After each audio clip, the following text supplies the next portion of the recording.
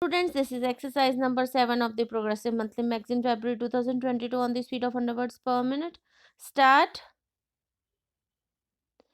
I am pleased to be here at the inaugural session of the India Economic Summit organized by the World Economic Forum and the Confederation of Indian Industry. Your conference is taking place at an extraordinary moment in India's democratic history. Whatever is happening now is a sign of the vibrancy of Indian democracy. However, I would like to assure you that volatility in Indian politics will have no fundamental impact on the process of economic reforms in the country. The reform process has become irreversible. Indeed, my government has depoliticized the economic agenda. Your summits in the past have fostered constructive interaction between foreign and Indian business and with the government. They have also facilitated foreign business becoming familiar with India's efforts both to carry out internal liberalization and to integrate itself with the global economy. Since you met here a year ago, a number of new and decisive steps have been taken by my government to strengthen our economic fundamentals and improve the productive efficiency of our system.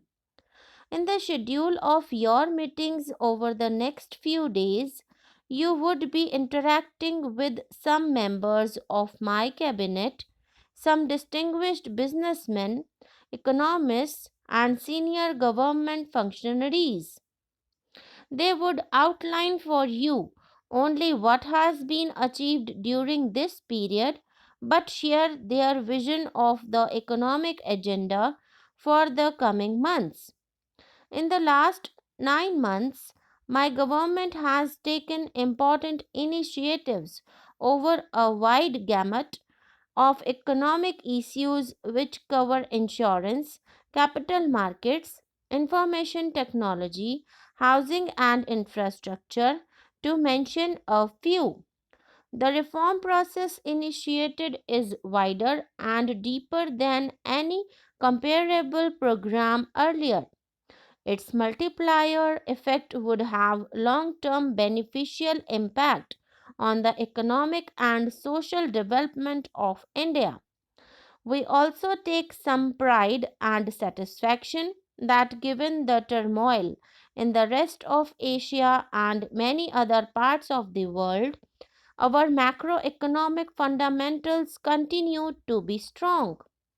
They create new opportunities for private investment, both domestic and foreign. A GDP growth of well over 5%, inflation below the double digit number, comfortable foreign exchange reserves, positive growth in agriculture, stable exchange rate management coupled with sectoral initiatives have reaffirmed the government to a policy of liberalization with suitable checks and balances.